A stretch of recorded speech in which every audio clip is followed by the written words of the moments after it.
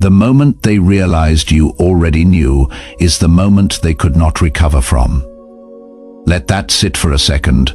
Welcome to Oculus of the Wise. If you are here, something brought you here, and if you have been around long enough, you know that nothing on this channel is accidental. Subscribe right now so you'll never miss a drop of what we uncover. And before we go any further, comment below with one word. Just one word that describes what the people who underestimated you are feeling right now, because by the end of this, you will have the exact name for it. Now, stay with me, because this one is going to shake something loose. Here is what research on high discernment individuals consistently confirms. The people who see the most clearly are almost always the last ones to be believed. Not because they are wrong, because they are early. Their pattern recognition fires before the evidence arrives, before the story becomes undeniable, before the people around them have any framework to understand what is already being seen. And so they wait. They carry the knowing quietly. They let the timeline catch up. And when it finally does, the people who doubted them are standing in the wreckage of their own miscalculation, trying to explain how they missed something that was never actually hidden. That is your story, and the people in your life are only now beginning to understand what that means. Here is where it gets good, because today we are breaking down exactly what has been happening underneath the surface, why certain people are scrambling right now, and why everything they tried to use against you only ever made you more dangerous. Stay locked in, because once you see this from the inside, you will never be unsettled by the outside again. Number 1, you were never behind. You were ahead in a direction they could not read. They called your timing strange. They called your instincts dramatic. They called your silence suspicious, your boundaries difficult, your refusal to perform for their approval a personality flaw. And every single one of those labels was just their way of making sense of something they did not have the vocabulary to understand.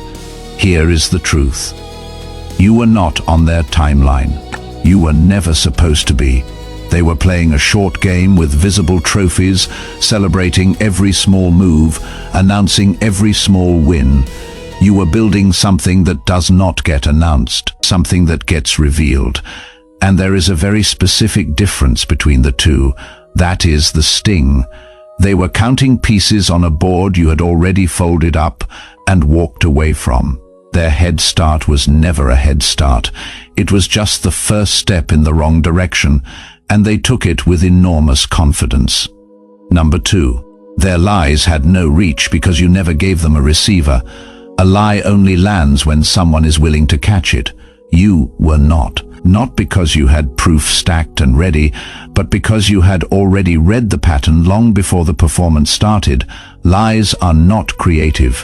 They are recycled. They are lazy and predictable, built on assumptions about how you are supposed to react. You recognized the script, you just did not say so. And let's be honest about what that silence did to them. When someone is lying, and the person they are lying to stays completely, unmovably calm, a specific kind of panic sets in.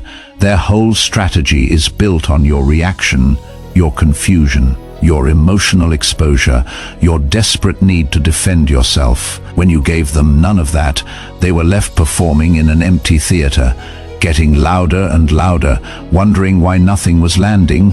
They thought your silence meant you did not know. It meant you already did, and knowing, you chose to let the evidence build itself. That is not patience. That is strategy wearing the face of peace. Number 3. God was not watching quietly. He was building a case. There are things that human discernment alone cannot fully account for. Some exposures are too precise. Some reversals are too perfectly timed. When the hidden conversation started surfacing, when the alliances built on shared advantage started fracturing from the inside, when the people who operated in darkness suddenly found themselves standing in full light with nowhere to hide, that was not coincidence. That was an invisible ledger being opened. Every whispered plan against you, every favor quietly traded in your name, every smile that was really a calculation, every room they entered to talk about you before you arrived. All of it was being recorded by something they never thought to factor into their strategy. And when that record finally became visible, there was no credential, no relationship, no charm left powerful enough to seal it back up. The concealment was never a strategy. It was a delay, and the delay has ended. What happens after a ledger like that opens is not chaos. It is clarity. The people around them who were watching and waiting and trying to decide what to believe no longer have to decide. The record makes the decision for them. And once credibility collapses in the light of documented evidence, it does not come back through charm or apology or a carefully worded statement. It is simply gone. The architecture that allowed them to operate falls apart because that architecture depended entirely on people not seeing what was always there. You saw it, and choosing to hold that knowledge quietly rather than expose it loudly allowed the full weight of it to finally land on their own terms instead of yours. That is not restraint, that is mastery. Number 4. You became the evidence they never wanted to face. You did not have to say a single word. You did not have to file a complaint or make an accusation or raise your voice once. Your consistency, the fact that you kept showing up the same way in every season, in private the same as you were in public, under pressure the same as when everything was easy, was the most devastating indictment they ever faced. And here is the part that truly broke them. They could not replicate it. They could borrow your language. They could mimic your aesthetic. They could perform your values in front of the right audience. But they could not fake the fruit of genuine character, trust that grows without being demanded, respect that is offered freely instead of negotiated, relationships that survive difficulty because they were actually built on something real. Your life produces those things naturally. Their performance produced the appearance of them, and appearances have a shelf life. When the shelf expired, the contrast was undeniable, not because you pointed to it, because it simply was. Number 5. Their confidence was built entirely on predicting your collapse, and you never gave it to them. Every campaign they ran, every whisper network they activated, every carefully timed sleight, every staged piece of leverage, every move designed to corner you, all of it was built on a single assumption that you would break visibly, that you would react in a way that made them look powerful and you look desperate. That assumption was their whole architecture. And when the collapse never came, when you kept moving with that specific quiet certainty they could not explain or provoke, the architecture fell apart. Think about what that actually means. Their confidence was never theirs. It was borrowed from a version of you that did not exist, a version that would panic, react, scramble, and hand them exactly what they needed. You refused to be that version, and that refusal did not just protect you, it exposed them. Because confidence that collapses when its target refuses to cooperate was never confidence. It was a countdown wearing confidence as a disguise, and everyone watching eventually saw it. Number 6. They were studying you, and every test they ran handed you the complete map of their character. They thought they were the scientists. They thought you were the subject. Taking notes, measuring reactions, adjusting their approach based on what they observed. Here is the irony that should shake them to their core. Every single move they made to understand you revealed them completely.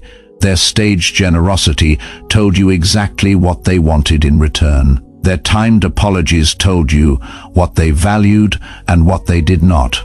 Their sudden warmth told you the exact conditions under which they operated with kindness.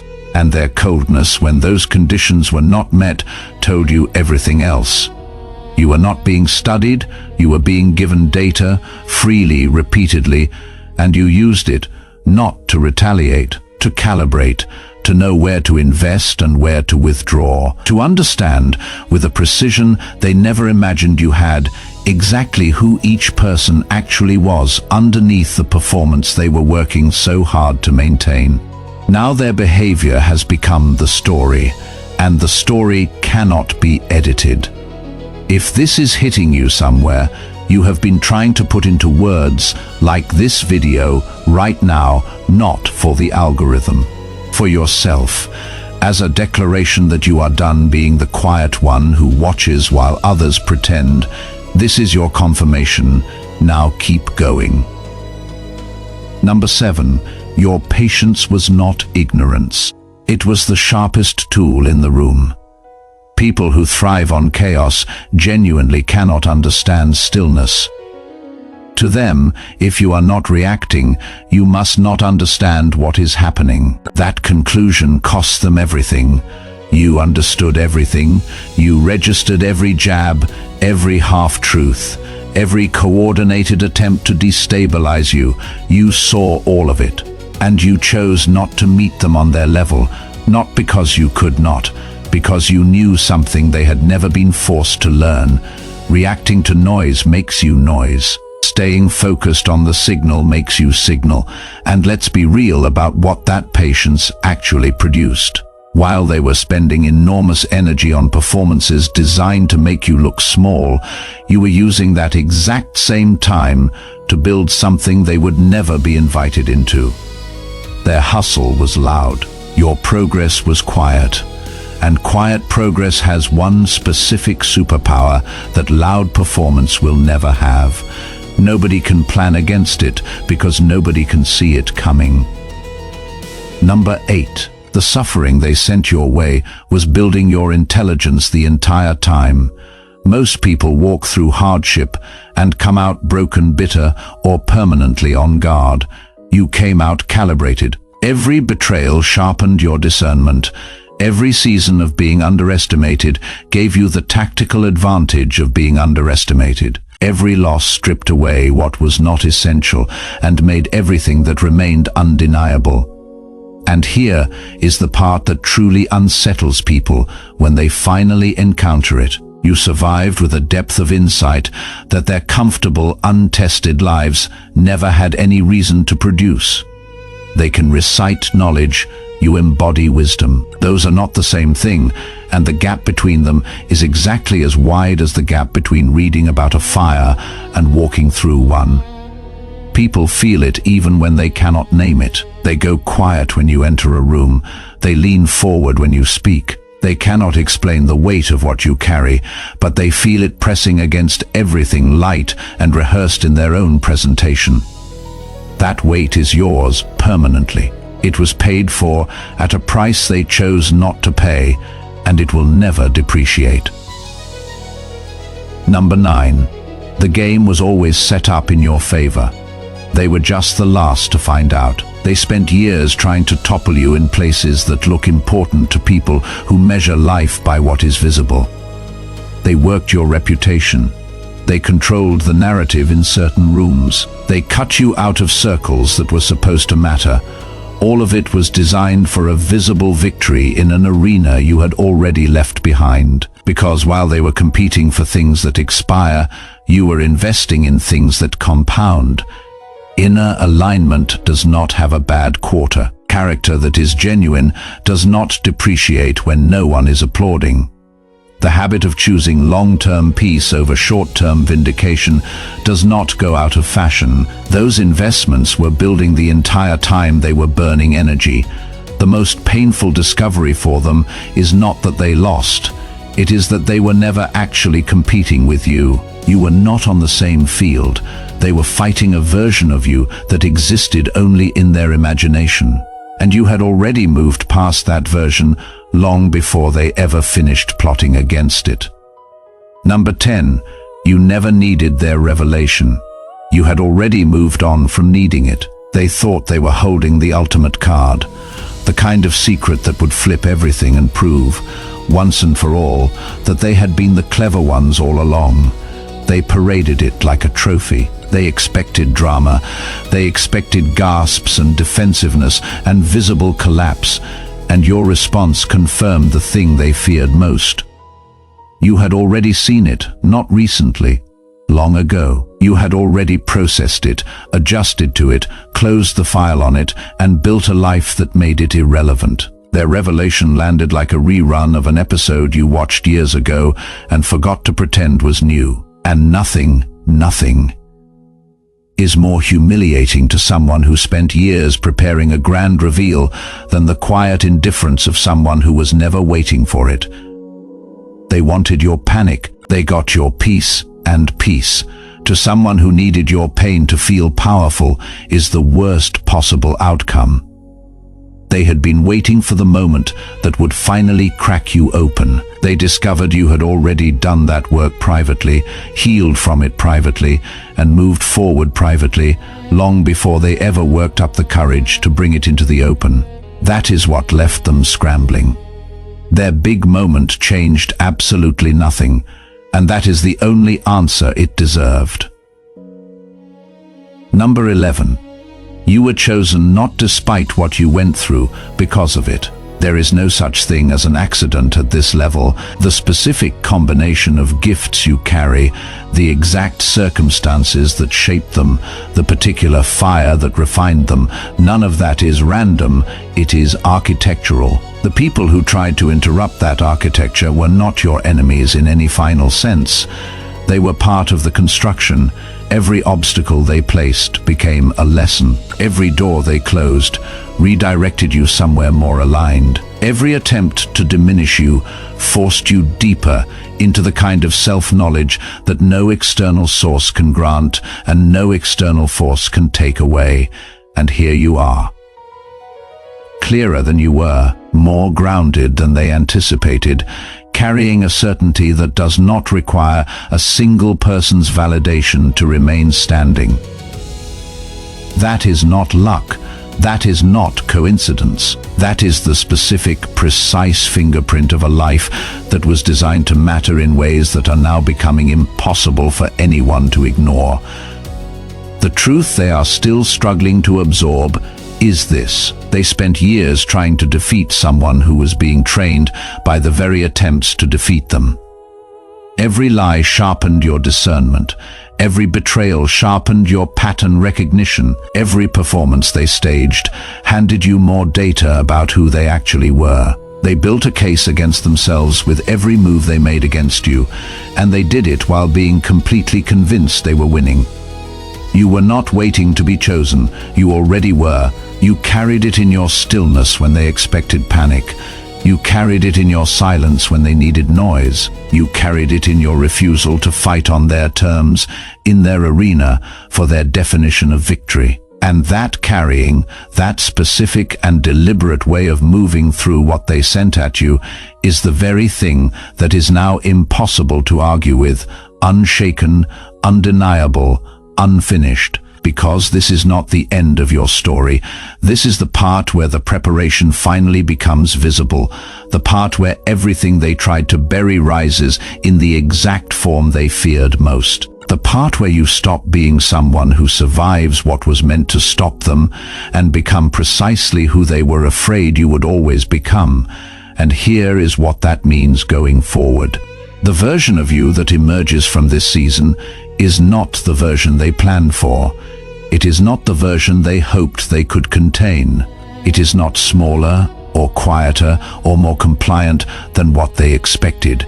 It is more precise, more grounded, more clear, refined by every attempt to break it.